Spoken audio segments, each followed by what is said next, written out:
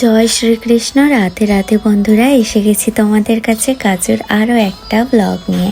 জন্মাষ্টমীর কিন্তু আর মাত্র 2 দিন বাকি, মানে আমাদের কাছে সময় আছে আর মাত্র 2 দিন। আজকে কিন্তু শুক্রবার হয়ে গেল, তাই আর বেশি কাজ ফেলে না রেখে আজকে চটপট ভেবে নিলাম কাজুর মন্দিরের ডেকোরেশনটা আজকে একেবারে কমপ্লিট করে ফেলি, কারণ এরপর কিন্তু বাজার দোকান কেনাকাটা সবকিছু আছে। তো সবকিছু একবারে করতে গেলে কিন্তু সবকিছুই গুলিয়ে যাবে, আমার মাথা থেকে সব আউট হয়ে যাবে। তো তার কারণেই ভাবলাম যে আগে ডেকোরেশনটা করে নিই। তার আগের দিন তো কাজুর দোলনাটা বানিয়েছি, সেটা তোমরা দেখেছো। তো আজকে কাজুর মন্দিরটা ডেকোরেশন করে নেব। আর ডেকোরেশন করার জন্য আমি বেশি কিছু বানাবো না বন্ধুরা, খুব কম সময়ের মধ্যে কাজুর মন্দিরটা আমি ডেকোরেশন করব। আর আমার ইচ্ছা আমি কাজুর মন্দিরটা খুব সুন্দরভাবে সাজাবো। কিন্তু প্রথমে ভেবেছিলাম চারদিকে 4টে স্টিক দাঁড় করিয়ে আমি মন্দিরটা একটু প্যান্ডেল টাইপ বানাবো, যেটা অনেকেই করছে দেখতে পাচ্ছি। তারপরে ভাবলাম যে ব্যাপারটা অনেকটা জটিল হয়ে যাবে আর একটুখানি জায়গার মধ্যে দেখতেও খুব একটা ভালো লাগবে বলে আমার মনে হয় না। তাই শুধুমাত্র কাজুর পিছনের দিকে ব্যাকগ্রাউন্ডটাই আমি দুটো স্টিক দাঁড় করিয়ে দিয়েছি 2 দিক করে, সেটা তোমরা দেখতেই পাচ্ছ। আর পিঙ্ক আর হোয়াইটের কম্বিনেশনে দুটো নেট কিনে এনেছি আর এইরকম ভাবে নেটটা ব্যাকগ্রাউন্ড করে দিয়ে দিয়েছি। আর নেটটা কিন্তু একটা উলের সাহায্যে আমি সেলাই করে করে কুঁচিটা দিয়েছি, কারণ নেটটা একটু শক্ত টাইপ ছিল। তো কিভাবে কুঁচি দেবো সেটা বুঝতে পারছিলাম না। তো তার কারণে মাথার মধ্যে এটাই আইডিয়া এলো যে কুঁচি একমাত্র করা যেতে পারে যখন এটাকে সেলাই করা হবে। তো সেক্ষেত্রে আমার ছোট মেয়ের হেল্প নিয়ে আমি এই কাপড়গুলোকে সেলাই করে নিয়েছি। আর এই মন্দিরটা মানে এই টেবিলটাকে মাপ করে নিয়ে গিয়ে আমি কাপড় কিনে এনেছি। এখানে আমার 1 মিটারের থেকে একটু বেশি কাপড় লেগেছে। আর যেটা আমি দেখলাম, আমি ভেবেছিলাম যে অনেক খরচ আমার এই মন্দিরটার ক্ষেত্রে হতে চলেছে, এই ডেকোরেশনটার ক্ষেত্রে হতে চলেছে। কিন্তু সত্যি বলবো আমি নিজেও অবাক হয়ে গেছি যে কাপড়গুলো এত কম দাম নেবে আমি একেবারেই ভাবতে পারিনি। 2টো কালারের নেটের কাপড় নিয়েছি, সেটা তো তোমরা দেখতেই পাচ্ছ। একটা হোয়াইট কালারের আর একটা পিঙ্ক কালারের। 2টো কাপড় মিলিয়ে আমার এখানে হয়েছে 6 পাউন্ড, ঠিক আছে, মানে 600 টাকার কাছাকাছি। তো ইন্ডিয়ান টাকায় একটু বেশি হলেও এখানকার টাকায় কিন্তু অনেকটাই কম হয়েছে, যেটা আমার মানে ভাবনা চিন্তার বাইরে ছিল। এটা আমি সত্যি অবাক হয়ে গেছি।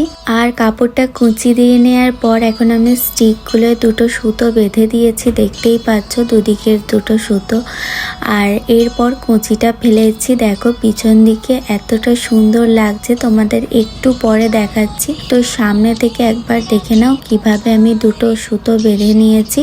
তবে হ্যাঁ, অবশ্যই গ্লু গান ইউজ করেছি, গ্লু গান না হলে কিন্তু এটা করাটা আমার পক্ষে একেবারেই সম্ভব ছিল না। এবারে পিঙ্ক আর হোয়াইটের কম্বিনেশনে রাখলাম, মানে পিঙ্ক ছোঁয়া যাচ্ছে এবারের জন্মদিনে কাজুর সব কিছুই পিঙ্ক, ফ্লাওয়ার পিঙ্ক, নেটের কাপড় হোয়াইটটাও পিঙ্কের কাছাকাছি ধরা চলে। তো পিঙ্ক দিয়েই এবারের পুরো কাজুর ব্যাকগ্রাউন্ড থিমটা বানানো হচ্ছে, কিন্তু দেখা যাক পরের বারে আবার কি হয়। তো এখানে আগে থেকে থার্মোকলগুলো কেটে রেখেছিলাম, সেটা তো তোমরা দেখিয়েছিলে।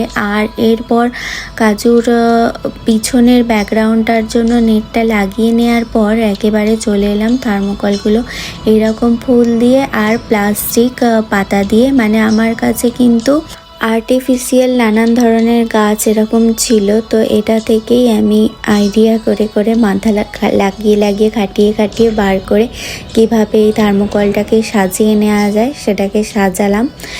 আর এরপর দেখতেই পাচ্ছ মোটামুটি 2টো স্টিক আমার কমপ্লিট হয়ে গেছে, আরও একটা স্টিক বাকি আছে।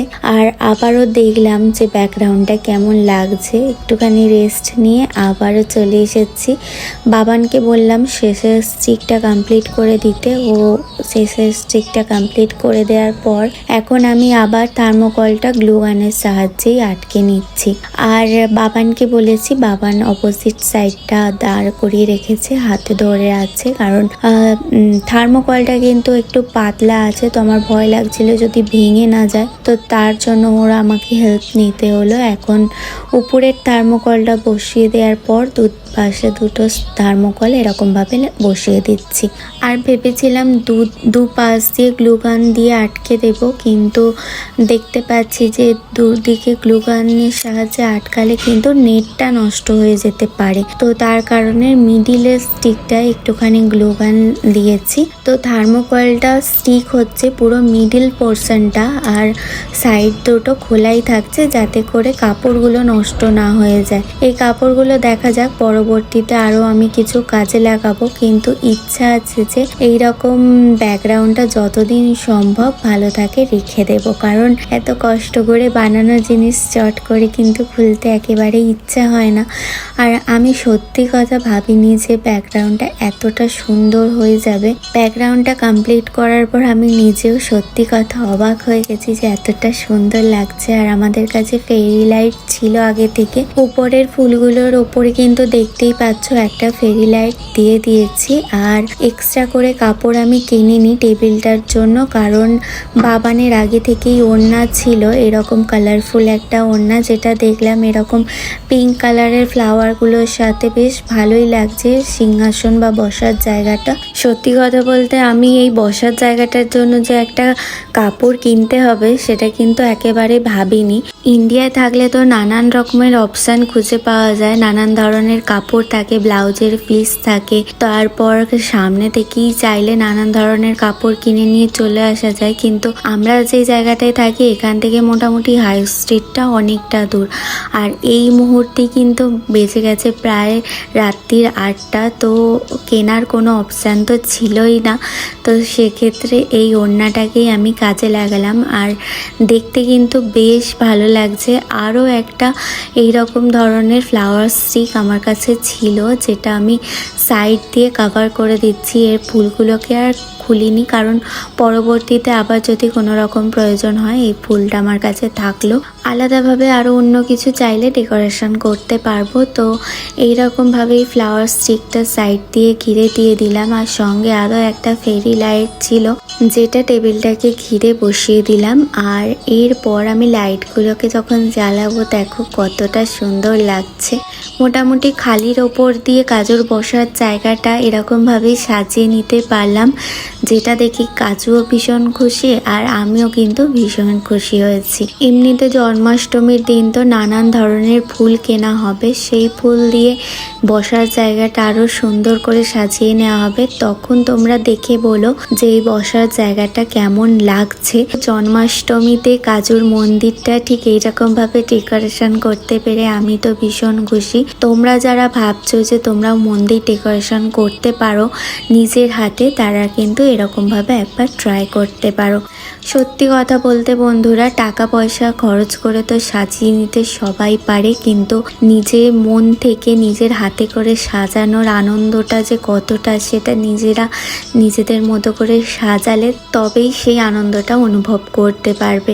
তো তোমরাও যদি চাও তাহলে তোমাদের ছোট্ট গোপুসোনার বসার মন্দিরটা এবছর জন্মাষ্টমী স্পেশাল এরকমভাবে ডেকোরেশন করে নিতে পারো।